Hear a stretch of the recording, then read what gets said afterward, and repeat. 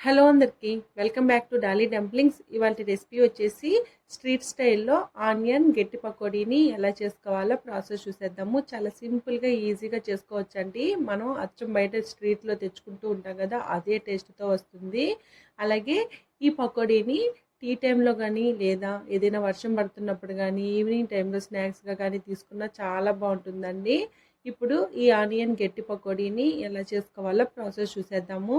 దీనికోసం ముందుగా నేను ఇక్కడ 2 పెద్ద సైజు ఆనియన్కి పైన ఉన్న పొట్టుని తీసేసి నేను ఇక్కడ వీడియో క్లిప్లో చూపించే విధంగా ఈ ఆనియన్స్ని కట్ చేసుకోవాలి. ఆనియన్స్ని మరీ సన్నగా కాదు, అలానే మరీ లావుగా కాకుండా మీడియం సైజులో కట్ చేసుకోవాలండి. ఇలా సన్నగా పొడవుగా కట్ చేసుకోవాలి. మీరు ఆనియన్స్ని కాస్త లావుగా కట్ చేసుకుంటే మాత్రం పకోడీ అనేది సాఫ్ట్గా అయిపోతుంది, క్రిస్పీగా రాదు.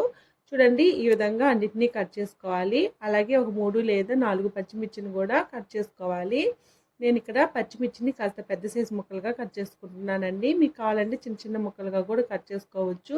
ఇప్పుడు ఒక మిక్సింగ్ బౌల్ని తీసుకొని మనం ముందుగా కట్ చేసి పెట్టుకున్న ఆనియన్స్ని వేసుకొని ఇక్కడ నేను వీడియో క్లిప్లో చూపించే విధంగా చేత్తో బాగా మ్యాష్ చేసుకోవాలి. విడివిడిగా తీసుకోవాలి. ఇలా చేయడం వల్ల పకోడీ అనేది బాగా క్రిస్పీగా వస్తుంది. అలాగే టేస్ట్ కూడా చాలా బాగుంటుందండి. ఇలా అన్ని ఆనియన్ ముక్కల్ని విడివిడిగా చేసుకోవాలి. ఇప్పుడు ఇందులో మనం ముందుగా కట్ చేసి ఉంచుకున్న పచ్చిమిర్చి ముక్కలను కూడా వేసుకోవాలి. ఇందులోనే 1 కప్పు శనగపిండిని వేసుకోవాలి. ఇది వెయిట్ వైజ్లో అయితే మాత్రం 150 గ్రామ్స్ అండి. మీరు ఏ కప్పుతో అయితే శనగపిండిని తీసుకుంటారో ఆ కప్పుతో 1/2 కప్పు బియ్యం పిండిని వేసుకోవాలి.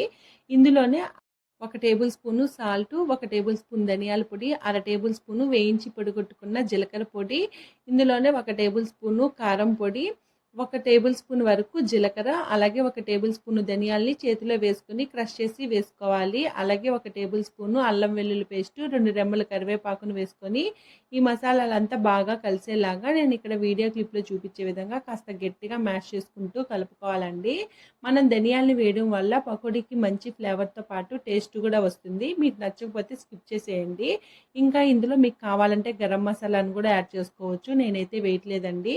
ముందేమి వాటర్ యాడ్ చేయకుండా ఈ పిండిని బాగా మిక్స్ చేసుకున్న తర్వాత అవసరం అనిపిస్తే కొద్ది కొద్దిగా వాటర్ని యాడ్ చేసుకుంటూ ఈ పిండిని కాస్త పకోడీ పిండిలాగా గట్టిగా కలుపుకోవాలి. చూడండి, ఈ పిండి అనేది ఈ కన్సిస్టెన్సీలో ఉండాలి. ఇప్పుడు ఈ పిండిని పక్క పెట్టేసి స్టవ్ ఆన్ చేసుకొని కడాయి పెట్టుకొని డీప్ ఫ్రైకి సరిపడా ఆయిల్ వేసుకొని ఆయిల్ బాగా వేడిన తర్వాత పకోడీ పిండిని ఒకసారి బాగా మిక్స్ చేసుకొని ఇక్కడ మంటని హై ఫ్లేమ్లోనే ఉంచి పకోడీలాగా ఆయిల్లో వేసుకోవాలి. చూడండి, నేను ఇక్కడ వీడియో క్లిప్లో చూపించే విధంగా వేసుకోవాలి.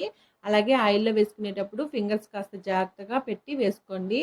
ఇప్పుడు వేసిన వెంటనే కలపొద్దండి. ఒక 2 సెకండ్ల పాటు అలాగే వదిలేసి 2 సెకండ్ల తర్వాత టర్న్ చేసుకొని 2 వైపులా ఎర్రగా అయ్యే వరకు వేపుకోవాలి. చూడండి, మరీ ఎర్రగా అయ్యే వరకు వేపుకోవద్దు. చల్లారిన తర్వాత ఇవి మాడిపోయినట్టు అయిపోతాయి. చూడండి, ఇలా చక్కగా వేగిన తర్వాత ఆయిల్లో నుంచి డ్రైన్ చేసుకొని పక్కా తీసుకోవాలి.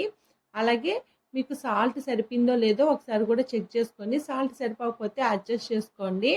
నేను వేసిన సాల్ట్ అయితే కరెక్ట్గా నాకు సరిపోయింది.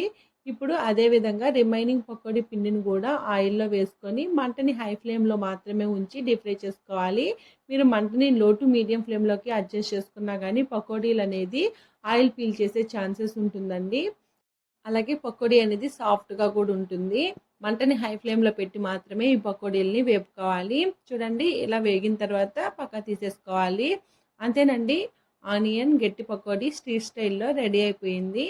దీన్ని మీరు ఎలా తీసుకున్నా చాలా బాగుంటుంది. ఈ పకోడీలు మీకు ఇంకా స్పైసీగా కావాలంటే ఆయిల్లో 3 లేదా 4 పచ్చిమిర్చిని వేసుకొని ఫ్రై చేసుకోండి. అలాగే 2 రెమ్మల కరివేపాకును కూడా వేసుకొని డీప్ ఫ్రై చేసుకొని మనం ముందుగా వేపి ఉంచుకున్న పకోడీల్లో ఇది స్ప్రింకిల్ చేసేసుకోవడమే.